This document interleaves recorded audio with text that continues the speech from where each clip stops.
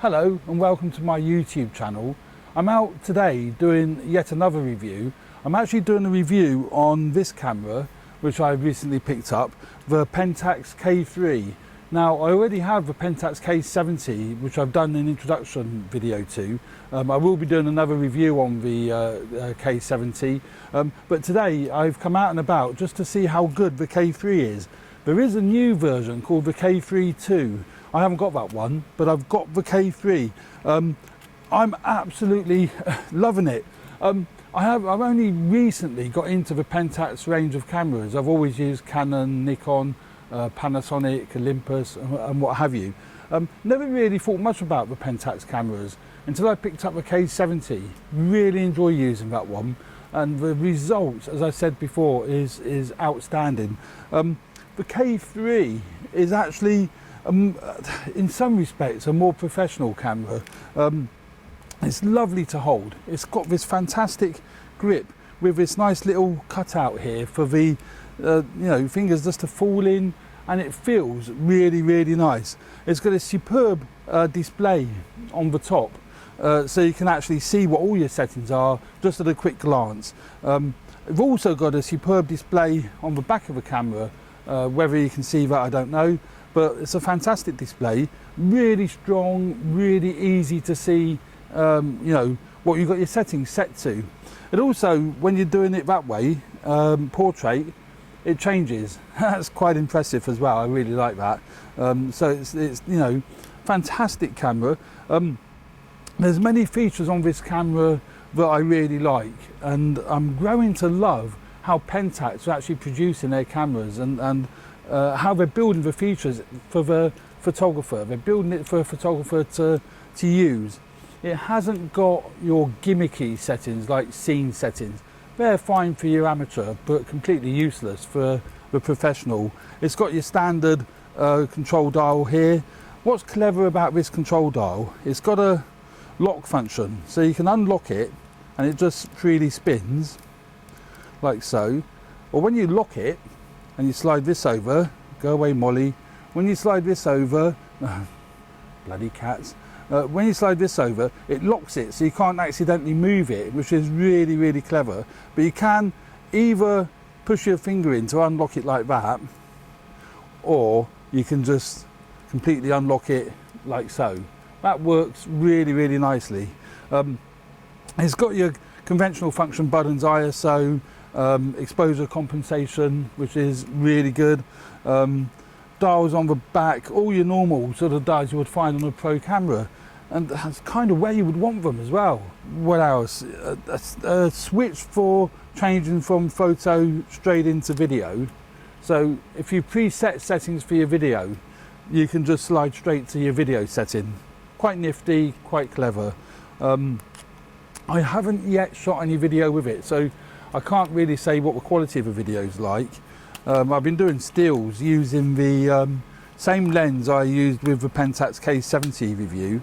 It's the weather sealed 18-135. A very nice lens. It's a kit lens, but still nice and sharp, which is great for a kit lens. The camera as well, the camera body is all weather sealed. All the connections have got lovely weather sealed covers on. I don't know if you can hear that plane going above, but hey ho. It's got a nice weather sealed setting cover there. It's got your HDMI ports, USB, etc. Conventional 2 dials for adjusting settings like aperture, shutter speed, ISO and all the rest of it. Without further ado, let's get out and about, take some photographs with this camera, see what this bad boy can produce using the 18-135. I may well use a couple of other lenses. I've got the Sigma 10-20. That's the EX Sigma 10-20. I've got some great images with this lens using the K70. So I would think that would be really nice. And I've also got, because I've got it attached to my K70, the Pentax 35mm prime lens. So I think I'll take that off the K70 and try it on the K3 and see what we get. I've been out this afternoon taking some photographs with the K3 and I'm absolutely delighted with them. I've used a range of different lenses. One thing I didn't mention is the K3 has 2 SD card slots, which is superb. Great idea. Now you can use them in various ways. You can use them to back up, so you're shooting the same photographs on 2 different cards, which a lot of pros would love to do, particularly if they're doing weddings or anything that you can't repeat. I've got mine set up a different way.